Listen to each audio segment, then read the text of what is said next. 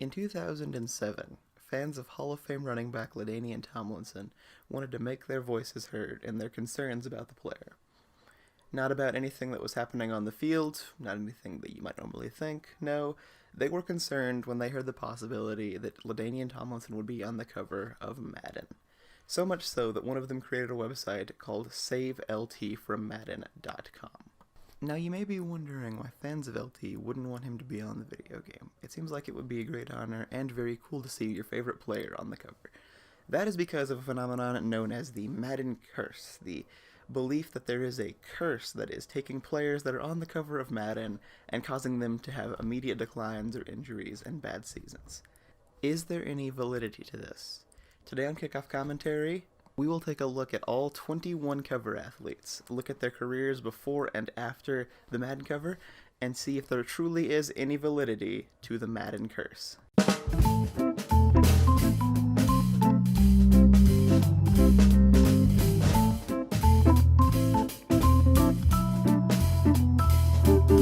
I'm sure many of you are wondering why we're not starting in 2001 with Eddie George.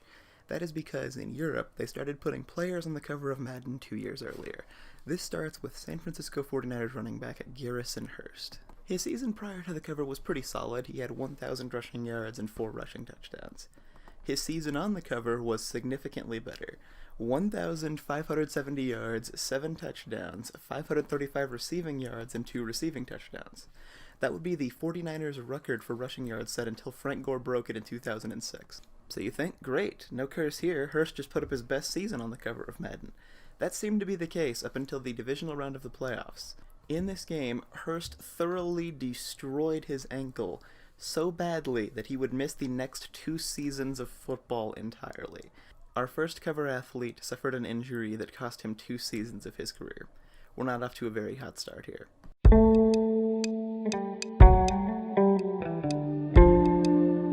Madden 2000 cover star Dorsey Levens is interesting in that he had probably the worst season to get onto the cover of Madden that any player has ever had. 115 carries, only 378 yards, and 1 touchdown. His season on the cover was actually pretty solid, 1,034 yards and 9 touchdowns. Although much like with Garrison Hearst, the regular season was not his issue. Levens would never run for more than 411 yards in a season after this year in Green Bay and was out of the league entirely by 2004.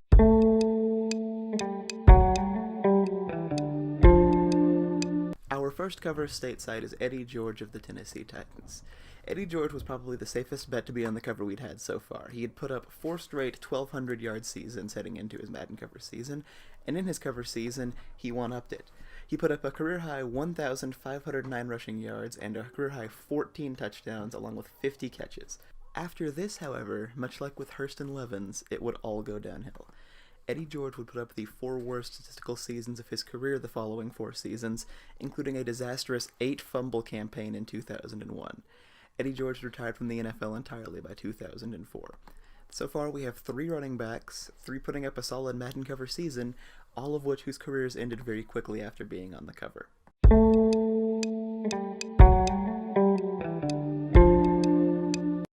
Our first non-running back cover athlete brings us Daunte Culpepper of the Minnesota Vikings. Culpepper earned the cover after a very impressive 2000 season where he threw for 3,937 yards, 33 touchdowns to just 16 picks, and ran for 7 touchdowns. His 2001 season, however, was not as successful. After suffering a knee injury against the Pittsburgh Steelers in Week 12, Culpepper would miss the final 5 games of the season. The following year, Culpepper would throw more interceptions than touchdowns. Although he was able to return to form somewhat in 2004, Culpepper would never throw for more than 6 touchdowns in any single season in the final 5 years of his career before retiring from the NFL in 2009.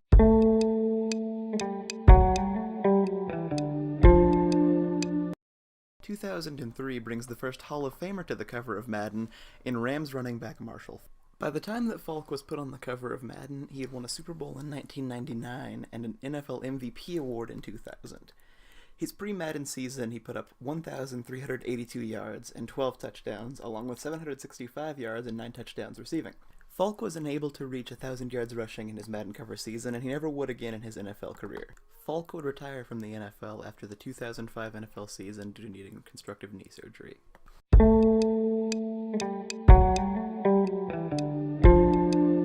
We now now come to probably the most memorable cover athlete of all time, Michael Vick on Madden 2004. Vick was the most electrifying player in the league, and it earned him the cover. In 2002, his year before the cover, he threw for 3,000 yards, 16 touchdowns, 8 picks, 777 rushing yards, and 8 touchdowns. In his Madden cover season, Vick suffered a broken right fibula in the preseason and missed his team's first 11 games. This is the most direct occurrence of the curse so far, as Vick missed nearly the entire season due to an injury before the season had even started. In 2004, Vick would return to his electrifying, if not unpolished, performance. In 2006, he put up the best year of his career. He played in all 16 games, threw for 2,474 yards, 20 touchdowns, 13 picks, and an absurd 1,039 rushing yards, along with 2 touchdowns. After this, Michael Vick would not play in the NFL for 2 seasons due to, let's just say, outside circumstances. Vick would have a career renaissance under Andy Reid in 2010 with Philly, although that would be the last really good year of his career. Though the injury certainly plays into the curse's favor, it's really up to you if you want to consider anything else bad that happened to Michael as part of the curse itself. I'll leave that one to you, viewer.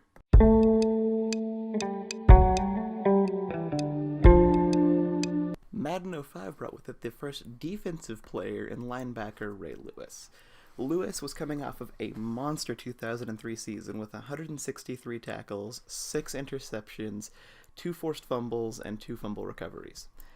Lewis's 2004 season was pretty much more of the same from Ray Lewis, although it was the first season of his NFL career where he did not record an interception. In 2005, Lewis suffered a torn hamstring that ended his season early in week number 6. After this, Ray Lewis went back to being Ray Lewis, and in his final season in 2012, he won another Super Bowl. This is the first player who seems to have truly been able to duck the curse, or at least avoid its damage for the most part.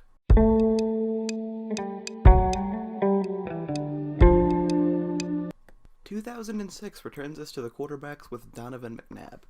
McNabb was coming off the best season of his career by far in 2004, where he put up a career-high completion percentage with 64, passing yards with 3,875, touchdowns with 31, only 8 interceptions, and a trip to the Super Bowl.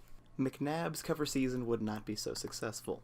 He would suffer a sports hernia injury later in the season and cause it to miss the team's final 7 games. The following year in 2006, he would suffer an ACL tear and miss the team's final 6 games. McNabb was really never the same after this. He had a couple more decent seasons in Philly before having 2 disastrous seasons in Washington and Minnesota to end his career in 2011.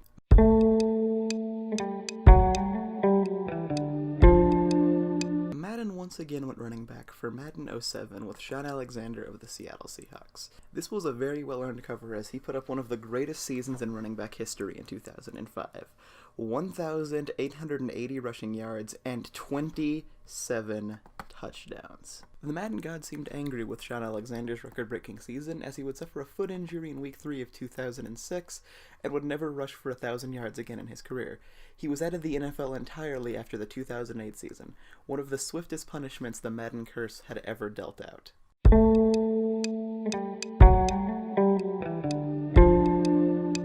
Vince Young has to be the strangest cover athlete in Madden history.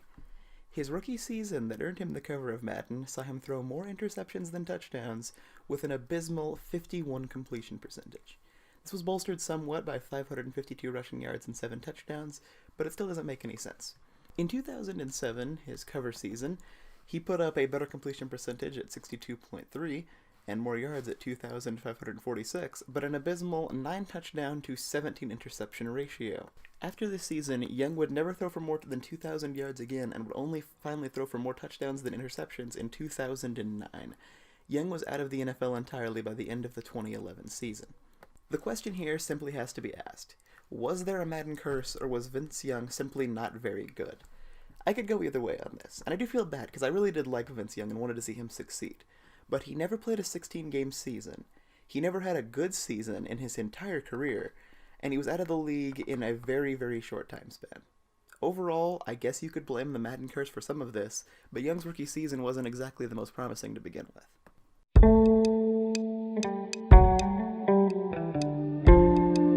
Madden's cover was intended to be a tribute to one of the greatest players of all time. Brett Favre had announced his retirement following the 2007 season, and Madden was going to honor him with the cover of the video game. Unfortunately, as Brett Favre does, Brett Favre decided to unretire before this season and go play for the New York Jets. Surprisingly, the beginning of Favre's Jets tenure was actually not that bad. The team got off to an 8-3 start and looked like they were destined for the playoffs. However, after this, they would lose 4 of their final 5 games to finish 9-7 and miss the playoffs entirely. After this, Favre realized that he had some damage in his shoulder and retired. Until he didn't. That's Brett Favre for you.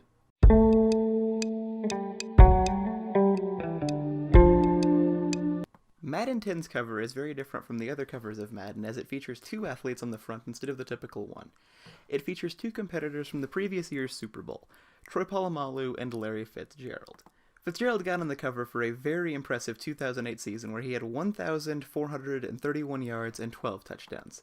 On the other hand, Polamalu got on the cover for a 73-tackle, 7-interception season in 2008. The Steelers would win that Super Bowl, but it was good enough to get both of these guys on the cover. It seems the Curse decided to focus on only one player this year, as Larry Fitzgerald would put up a career high of 13 touchdowns in 2009, and has been an effective receiver in the NFL to this day. On the other hand, Troy Polamalu's 2009 season saw him play in only 5 games due to injury, and though he bounced back in 2010, he had faded and was out of the league after the 2014 season. I guess Larry Fitzgerald can consider himself lucky they decided to go with a 2-player cover.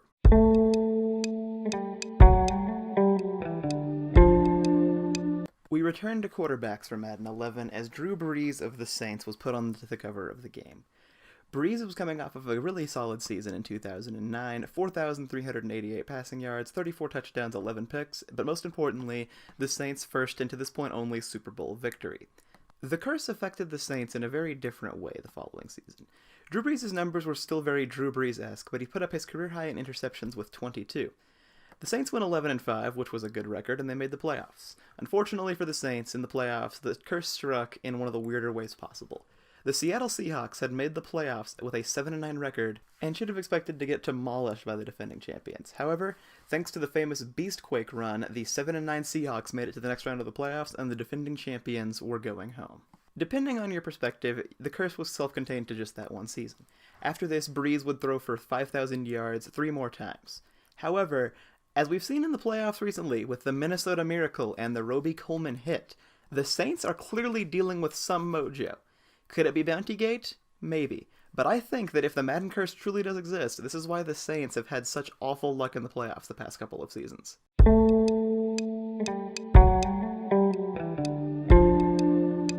Madden 12 brings us the most obvious example of the Madden Curse, with Peyton Hillis as its cover athlete. Hillis burst onto the scene in 2010 with a 1,177-yard season. This would be Hillis' only 1,000-yard season in the NFL, as he fell off a cliff almost immediately after the Madden cover.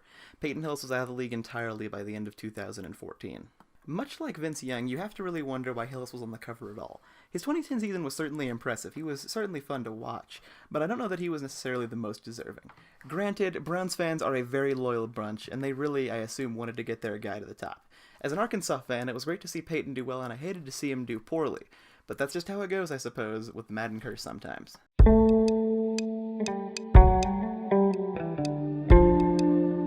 Madden 13 brings us the first solo wide receiver on the cover with Calvin Johnson. Calvin was coming off of a career year in 2011, 96 catches, 1,681 yards, and 16 touchdowns. He followed that up in 2012, his cover year, with probably the best season a receiver has ever had. 122 catches, 1,964 yards, and 5 touchdowns. It seemed that Calvin Johnson had cracked the Madden Curse for good. After all, setting the NFL receiving yards in a season record in his cover year kind of debunks that. However, just 3 seasons after this, Calvin Johnson was out of the NFL entirely in 2015, just 9 years into his career. I would wager that the NFL losing Johnson that quickly was the curse in and of itself. If there's anything to take from this, I suppose that Calvin's short career is the only way the curse could affect him for Madden 13.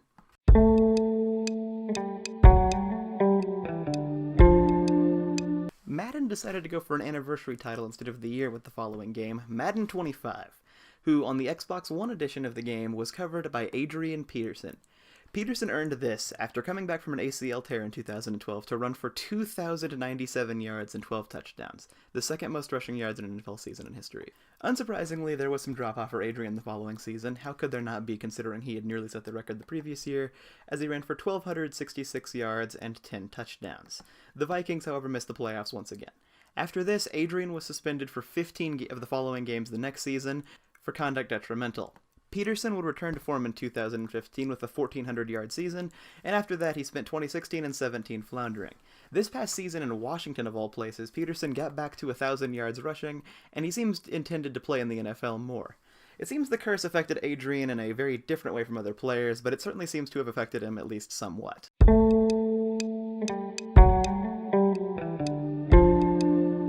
Madden went back to the defensive side of the ball with Madden 15, and Richard Sherman was on the cover.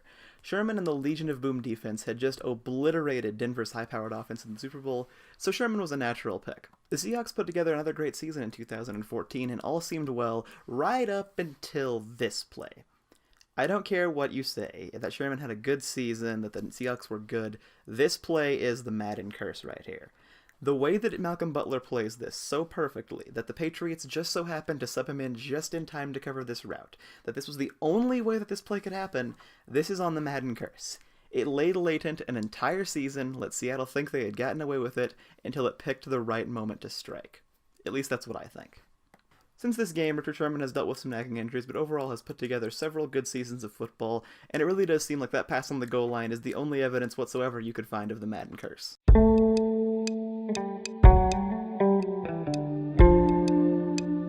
We once again go to a receiver for Madden 16 with Odell Beckham Jr. of the New York Giants. Beckham was put on the cover after an amazing rookie season where he had 91 catches, 1,305 yards, 12 touchdowns, and one catch that did not win his team the game. In 2015, Beckham actually put up even better numbers. 96 catches, 1,450 yards, and 13 TDs. Beckham, outside of an injury-riddled 2017, has put up great stats every year of his career. The real question does have to come down to, is there a curse here? And I suppose the answer to that question could be yes, as the Giants only made the playoffs one time in Beckham's career. Now that he's moved on to Cleveland, it seems that we're going to have a lot of time to find out since Odell is still so young. So, is there any Madden curse for Odell Beckham Jr.? I don't really know. If playing on the Giants counts as a curse, then sure. If not, then not really.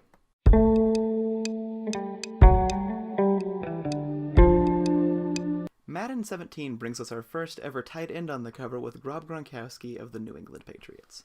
Gronk earned this after a 2015 season where he put up 72 catches, 1,176 yards, and 11 touchdowns.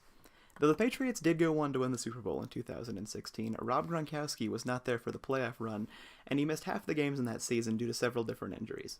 Though Gronkowski would return to have 2 more solid seasons and win 1 more Super Bowl in his career, he retired at a younger age than he probably should have due to the mounting injuries.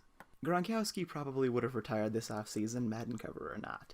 The way that you had to tackle Gronkowski was either really low or really high, and that caused a lot of injuries to him that were just going to build up over time no matter what. Though the Madden Curse didn't ever diminish Gronkowski's talent, missing out on a team's Super Bowl run due to injury due to it is probably something that I guess we could count, but overall Rob Gronkowski certainly doesn't seem to be the kind of person to mind.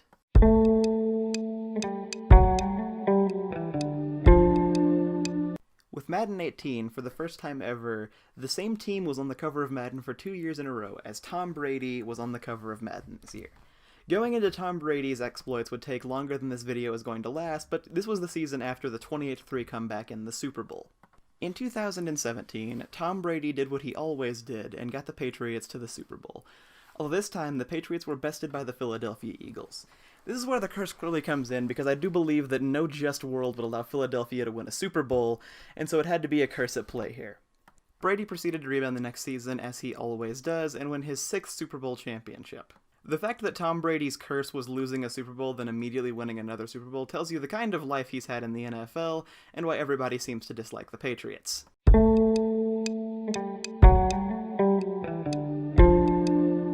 For today's video is Mr. Big Chest himself, Antonio Brown. Antonio Brown had another good statistical season in 2018, 104 catches, 1,297 yards, and 15 touchdowns. However, he missed the team's season finale due to not showing up for practices and was benched. The Steelers did not make the playoffs, and Brown has since been shipped off to Oakland due to his antics and taking shots at pretty much every person who has ever worn a Steelers jersey. Does this count as a curse? I guess so if you're the Steelers. They lost Le'Veon Bell and Antonio Brown in the same offseason, Big Ben is aging with no real replacement in sight, and the team seems to be in a complete flummox. As far as Antonio Brown, I'd wager he's got a blessing. He doesn't have to spend time with Big Ben Roethlisberger anymore.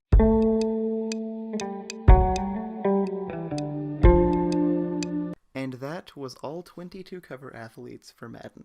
After all of that, does the curse exist? Well, let's look at the facts. We had 7 running backs, 7 quarterbacks, 3 wide receivers, 3 defensive players, and 1 tight end. Among our cover athletes, 5 of them put up a better season the year they were on the cover, while 15 of them put up a worse season after they were on the cover. That leaves us with just 2 players who were about the same the year they were on the cover as the year before. So, as you can see, overwhelmingly throughout history, when a player is on the cover of Madden, they will see some kind of decline the next season. But that isn't entirely telling the whole story. When a player is on the cover of Madden, they have usually just had the best season of their career. Them going down in some success level is to be expected simply because it's hard to sustain at the highest level of football for so long. So overall, is there a Madden curse? I can't say for sure. I'll leave that to you guys to decide down in the comment section. Subscribe if you enjoyed today's video. This has been Kickoff Commentary, and be sure to have a great day.